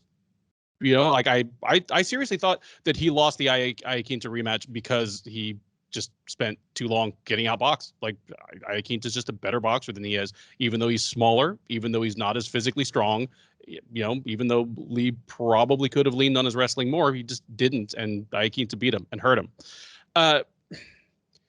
At welterweight, we have less of a sample size to say whether Lee's wrestling would be as effective. I mean, his only fight at welterweight within the last 5 years was against Rafael dos Anjos, who's also a former lightweight, but also at lightweight was like a super grindy, near unstoppable wrestler, and it didn't quite translate to welterweight. So it's hard to tell. I think Would you say, sorry to interrupt you, Ben, but wouldn't you say that's the welterweight matchup that's favorable in Kevin Lee's wrestling, and it wasn't? Yeah. I would. Yep.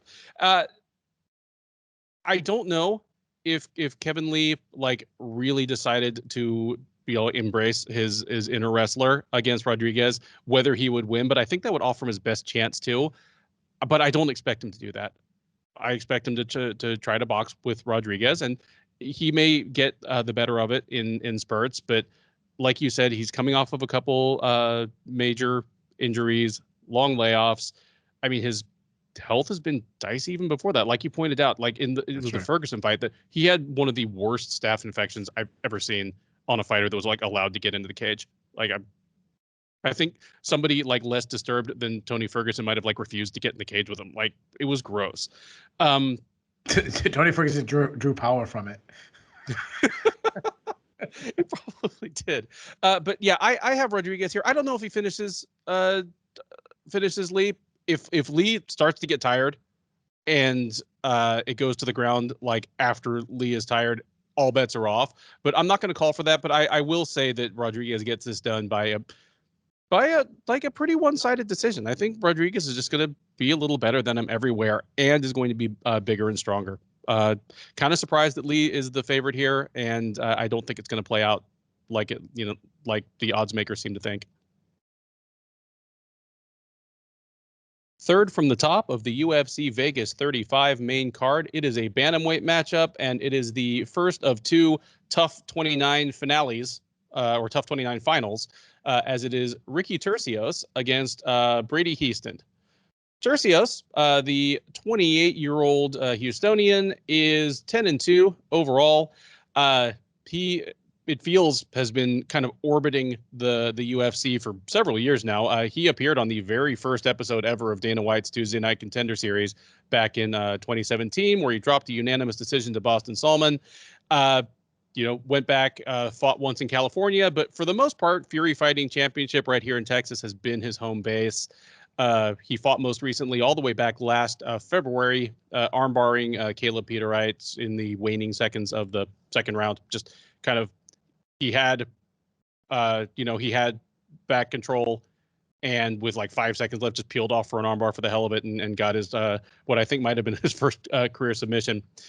He'll be taking on Hiestand. The 22-year-old from Washington State is 5-1 overall. He last fought outside of Tough all the way back last February as well at an Excite Fight event, which I believe was near his hometown of Spokane. Odds on this one do slightly favor Turcios. He is -160. Hiestand is plus 140. I tell you, I mean, I'll let the cat out of the bag. I am picking Turcios to win this, but I think Hiestand might actually have the higher ceiling as a prospect. I mean, just 22 years old, definitely a plus athlete, even by the standards of the bantamweight division. Where I mean, there are lots of like lightning quick, explosive little guys at 135 in the UFC. Even by that standard, like he stands out as a bit of a plus athlete. Like athleticism that.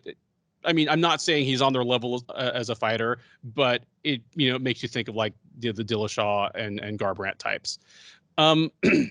Turcios, good everywhere. He's a solid striker. He's a very good grappler. He's listed as being at Team Alpha Male. That's more of like his home away from home. He is trained there for major camps and so forth. But his home gym is right here, about 10 miles south of me. He's one of Alex Morono's guys. And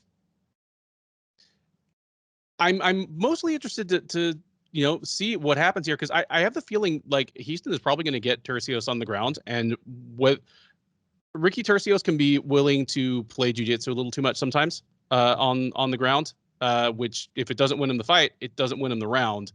But I think that's the biggest danger for him. Hiestand is like a fast twitch athlete, but I feel as though his striking's still pretty raw.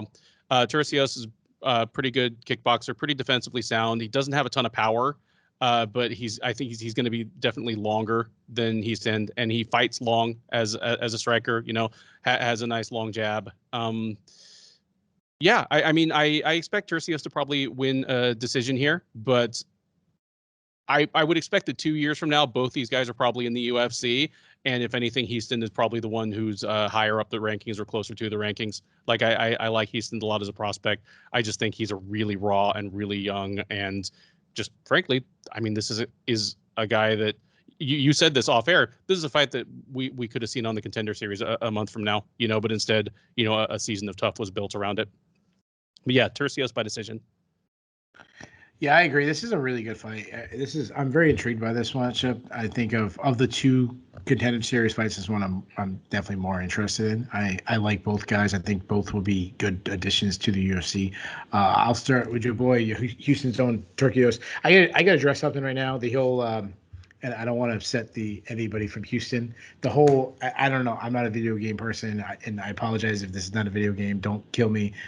I think it's a video game. The whole this thing, you don't think he does?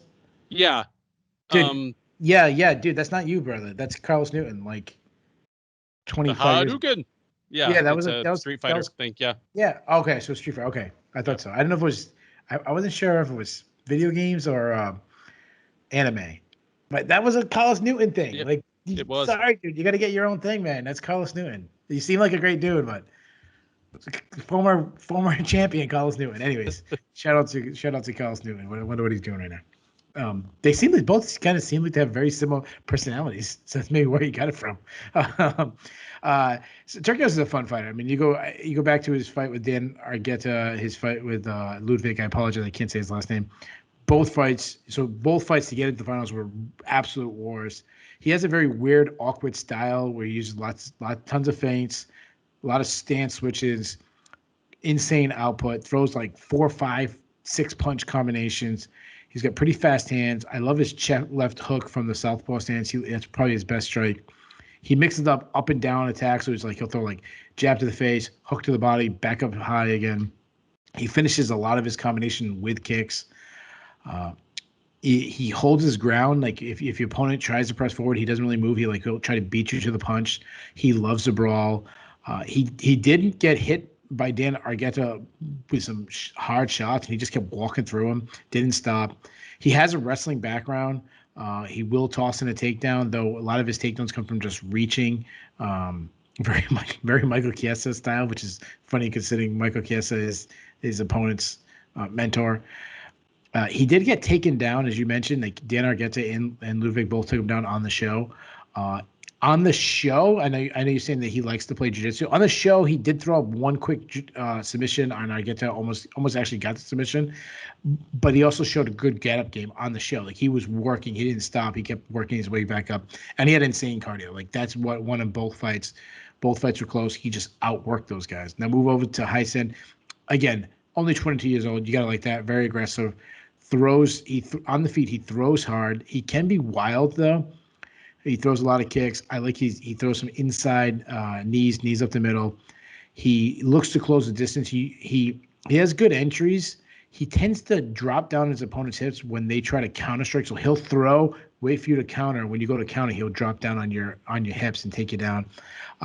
This is effective, but if they're not countering back, he needs to start setting up some of his takedowns with his strikes instead of also reaching. On top, heavy top pressure. Go back to the semifinals against Vince Murdoch. Easily took him down, control him on the ground, landed some ground and pound. Now I know Vince Murdoch may have suffered an knee injury that might have helped. But back to his first fight against Josh Renninghaus, he had him down on his back for long periods of time. The one thing I didn't like in the Renninghaus fight though is he slowed down. Like he dug deep in the third round. It was 1-1 heading into the third round. He dug deep. But that second round, he showed huge signs of slowing down. It seemed like he got like a second win in the third round, and that's what he won in the fight. But he wasn't nearly as impressive. And I know Renninghaus is a really good fighter, been around for a while. I mean, and so is Vince Murdoch. So he faced some really good. I actually think both guys faced some good competition to get in. This is a good fight. As far as the prediction goes, I'm gonna go with Houston's own too. I actually think he might get taken down early. He might drop the first round. However, I think his insane pace, his nonstop action, pressing forward, throwing strikes, I just think he's going to win the second and third round and start to fold Heinsohn. So give me Turcos by decision to get the UFC contract. And Houston goes 2-0 on the night. The co-main event of UFC on ESPN 30 doubles as the middleweight final of the Ultimate Fighter Season 29. It is Brian Battle versus Gilbert Urbina, who steps in for the injured Tresean Gore. Battle 5-1 going into TUF, was on a 4-fight winning streak. He won his way to the final. He takes on Urbina, the man from the Rio Grande Valley, Weslaco, Texas, 6-1 overall, and was actually beaten by Tresean Gore pretty badly. But Gore out with an injury. In steps Urbina, and that will determine your TUF 29 middleweight winner. Battle is the slight favorite here. He's minus 155, where you can get Urbina at plus 135 as the slight underdog. I've got to say, I mean, I understand why Battle is the favorite. I mean, he's the guy that actually won his way to the final, even if I probably would have favored Tresean Gore over him. Whereas a lot of people's last memory of Urbina is getting run over by Gore. Having said that, in a vacuum, like Urbina has faced a lot better competition than Brian Battle has. Like Brian Battle, prior to TUF, faced like low level competition where, I mean, Urbina, he lost to Sean Brady, but you know what? Everyone's lost to Sean Brady so far. And Urbina actually tagged him up a few times, just he couldn't stop the takedown. So Brady won a pretty straightforward decision. He'd get tagged a couple times, he'd take him down and beat him up for the balance of the round. I didn't think it was like a miserable performance by Urbina. And then he came back and he beat Angelo Trevino in Combate. And Angelo Trevino is better than anybody that Brian Battle has fought. Urbina's been in there against better fighters. Battle, like, he's gonna have probably the advantage in sheer raw strength. Like, he's clearly like a powerful athlete, but Urbina's gonna be the taller guy. He's gonna have longer reach. To me, I mean, the question really is, will Battle's cardio hold up? Will he be able to get Urbina down if he wants to? versus, like, is Urbina going to be able to keep the reins? Is he going to be able to like use his footwork, use kicks and jabs to keep Battle on the outside and just kind of win rounds? I don't see either guy probably getting a finish here, but despite the fact that he's the slight underdog, I'm leaning towards Urbina just as I think he's the more proven fighter by the very low standards. Like we talked before about how raw some of these guys are coming into this season of Tough. But it's not a confident pick. But I'm going to go with Gilbert Urbina to win 2 rounds out of 3 and be your Tough 29 middleweight winner. Yeah. So you're picking WW 3-0 for Texas, right? That would be. Yeah, no. While you was talking about Urbina winning, like the guy who just lost winning, I was thinking like if Bellator had like their own version of Tough, I think it would definitely be like the alternate that lost that came back in the competition that would win. Like it would have to be. Yeah, so I'm actually intrigued by this match. Like I agree with you. I think it's a pretty competitive fight. I'll start with Battle. Things I like about Battle is just high volume. Like he just stays busy. I like that he just touches. He doesn't really unload unless he sees a clear opening. I like that he has a lot of variety, mixes punches and kicks together well. Throws a lot of kicks. He likes teep kicks down the middle. Defensively, he's got some things I don't like. He stands a little tall. He does roll with his punches, which I like, so he doesn't get hit very clean because he really understands that part of the game. But he doesn't like pressure. He wants to kind of work from space. Clinch striking was really good, though, against Andre Prokowski, especially he was landing a knee and landing knees in close, landing knees to the body, landing knees to the head, framing really well. I thought he showed really good takedown defense against Andre Prokowski. And just to, I never saw Brian Battle until Tough. So mostly all the fights I watched was the Tough fights. Showed really good balance when Petrowski had his leg. And when he was taken down, he worked back to his feet. When Petrowski had his back, he stayed very composed. He didn't panic. And I like that he has 3 career subs on his record. He also has that sub against Petrowski on the show. Urbina, I gotta like that he's only 25 years old, well-rounded. Like you said, he's faced Sean Brady, who, I mean, I'm probably leading the Sean Brady bandwagon. I know you're on the Sean Brady bandwagon. We're both pretty high on the guy. Urbina, he switches his stance a lot. Good output. He's pretty fast. Lots of kicks. So a lot of things I like offensively. Like we remember him getting knocked out by Tresean Gore. He landed a lot of shots on Gore, to his credit. But he's got some holes defensively. He stands up way too tall. He drops his hands, throws a lot of naked leg kicks. He was hurt by Gore like 4 or 5 times, like hurt bad before he was put out. He is a grappler, though. He's a good grappler. He showed that on the show. He does have 2 career submission wins. He also submitted Michael Gilman in the opening round. As far as prediction, I'm gonna disagree with you. I'm gonna go with Battle. I don't think Urbina will be able to get him down, and I think Battle would just be busier with his output and his kicks. I like him on the feet. And just honestly, and this is gonna sound like really terrible reasoning, but just give me the guy that I didn't just watch get knocked out. So give me Battle. That said, I think you said it. Did you say that you would have picked Gore to win? Yeah, I would have picked Gore over Battle probably. Yeah, so when I was doing tape study, I already knew that Gore was out, so I wasn't like digging in really. Like a lot of times when I'm watching a fight, like when I was watching him and Gore, I was really focusing on Urbina, what he was doing, not necessarily what Gore was doing. So I don't want to say like I would have took Gore, but Gore looked special. Like he looked really good out there. So I probably would have picked Gore too. There you go. Well, I imagine we'll see Gore in the UFC Absolutely. sometime between now and the end of the year, and both of us seem to think he has a little bit of a higher ceiling on him. Yeah, I'd be really surprised if he's the guy that has to go through the Contender Series or something like that. I'm assuming he's just going to be. You'll see him on a prelim card soon. Yep. With that, we arrive at the main event of UFC on ESPN 30. It is a featherweight matchup between Edson Barboza and Giga Chikadze. Barboza, the 35-year-old Brazilian, is 22-9 overall. He is 16-9 in the UFC. He is 2-1 since dropping to featherweight a little over a year ago.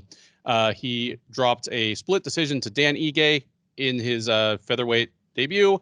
came back with wins over Makwan Amirkhani, and most recently back in May at UFC 262, Shane Burgos, whom he sniped in the third round with a delayed reaction knockout punch. Kind of an interesting highlight reel moment for him.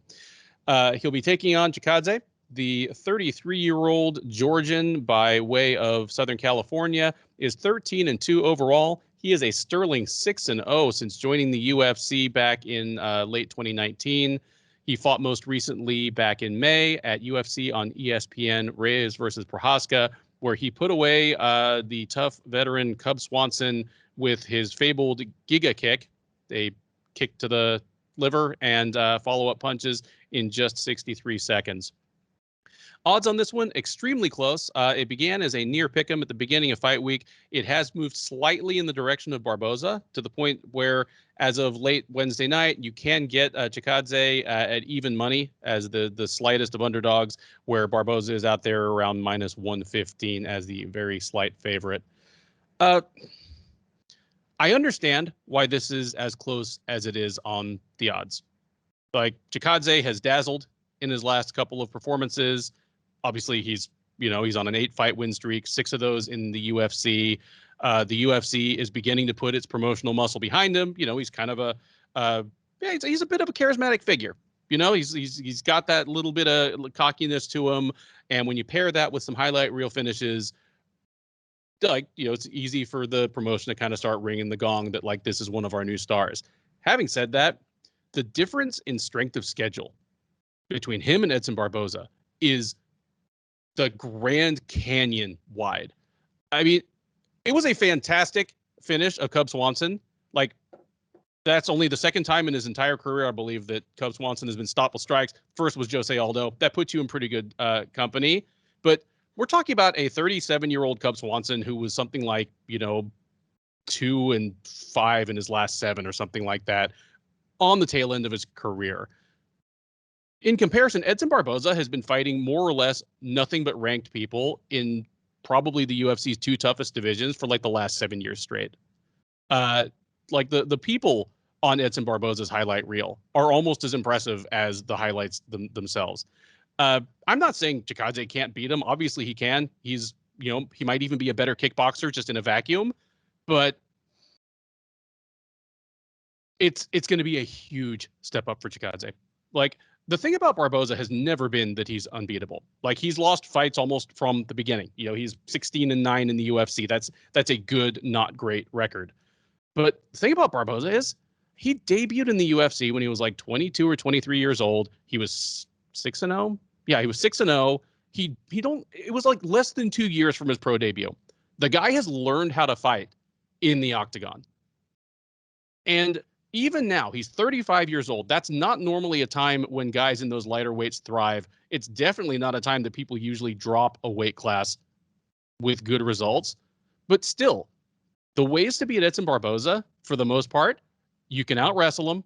That's always been available. Like, his first career loss was to Jamie Varner, and Varner just took him down and beat him up. Or you can pressure him, put him on his back foot, crowd him, not give him the space and the time to uncork the big, long strikes that he wants to throw. Michael Johnson was the first one to do it. Tony Ferguson did it. Justin Gaethje knocked him out. But that's it. Like, the people who have just flat out outstruck Edson Barboza without the threat of the takedown backing it up are very few and very far between even now. And I think Barboza is actually even more competitive than it looks like on paper. Like, he lost a split decision to Dan Ige that 80% of the media, including you and me both, gave to Barboza. His last fight at lightweight, the one that made him drop, was a split decision to Paul Felder that 80% of the people in the media, including you and me, gave to Barboza. Like, really, you can argue that in the last 5 years, he should only have losses to Khabib Nurmagomedov, Kevin Lee, and Justin Gaethje. Like, and if that's how that plays out, he probably doesn't even drop from lightweight. Like, I don't know, like, you will be much better at the X's and O's of a kickboxing match than I will, but just based on the people that Barboza has been doing these things to, like, Dan Hooker and Shane Burgos are both so much better than anybody that Chikadze has beaten. And I mean, with Chikadze, we're talking about a guy who barely beat Jamall Emmers 2 years ago. And Chikadze is not a particularly different fighter. But if you're telling me that Chikadze is going to be the first guy in who knows how long to just flat out outstrikes Edson Barboza, and it's not because Barboza's afraid of the takedown, like, you're going to have to give me a lot better than like minus 115 odds on that. Because Barboza, it's not even that you can just crowd him anymore. Like, Shane Burgos put pressure on him, and Barboza responded well. He gave ground, he sniped, he took the shots that Burgos would give him. Like, he wasn't just trying to line up this wheel kick that takes 3 seconds to throw because Burgos was coming at him. So he just moved, hit, sniped him, and knocked Shane Burgos out. Give me Edson Barboza in this, and I have the feeling that this is going to be one of those ones where once they start fighting, Barboza's going to make it look surprisingly easy. Give me Edson Barboza by decision. Wow. And this could be a finish, because if Chikadze gets tired, and he has gotten tired even in just 3-round fights, like this could turn into a rout. But give me Edson Barboza to win probably 4 rounds. Yeah, wow, you're way more confident in your pick than I'm about to be. I love when you talked about like strength of schedule. I think of like 2 college football teams. Like, one team is playing Clemson, Alabama, Ohio State, and Notre Dame or something, and then the other team is playing Pawtucket School of Trucking. Yeah, Rhode Island, East Tallahassee University, Montana Tech, St. Bartholomew Catholic, yeah. So you said I'd be good at like technically breaking them down. Like, these guys are a different level of striking than I can really break down. Like, Edson Barboza, obviously he's a Muay Thai striker. So usually the way I like to break down fighters, I tend to do like offensive hands, like your defensive styling, and then like kicks. Like, I kind of like kicks, elbows, knees. I kind of think of those like attributes added onto your striking, and then I move on to your grappling. Barboza, I always like to do him opposite. I like to do, because everything's about his kicks. So it starts off with his kicks. I mean, he's got legendary kicks. When you think of Edson Barboza, the first thing everyone thinks of is kicks. He kicks everywhere, especially leg kicks, especially body kicks. He's a builder, because his damage just taken over. So he lets his damage do, like, he all right, I'm going to kick you. I'm going to kick you again. I'm going to kick you. You're going to slowly slow down. And when I start seeing that damage start taking over, I start seeing your legs get heavy. I start seeing your punches come at me a little slower. Then he kind of really starts building up. A perfect example of that is the Dan Hooker fight. Like, think about how close the Dan Hooker fight was in the early rounds, and then like how bad it got as the rounds got deeper and deeper on. But one thing, I've said this last time when we broke down Edson Barboza, I'll say it again. His boxing gets overshadowed by his kicks. He's got really good hands. He's got fast hands. He's got a busy jab. He throws powerful hooks to the body. I mean, his left hook to the body is one of the best strikes in all of MMA. He's got, I would say, plus power. His straight right flattened Americana. Like, I just want to, we can go back, way back in the fights. But I mean, the recent fights, his straight right flattened Americana twice. He knocked Burgos out in his last fight with a right hook. I like his takedown defense. I think it's better than people give it credit. However, he does struggle with his get-up game. But does he? Like, he struggled getting up with Khabib Nurmagomedov on top of him and Kevin Lee. Like, Khabib, arguably the greatest grappler in MMA history, and Kevin Lee, who we were just talking about a little while ago, of how good his grappling is. I mean, a guy that was almost took out Michael Kessler by submission.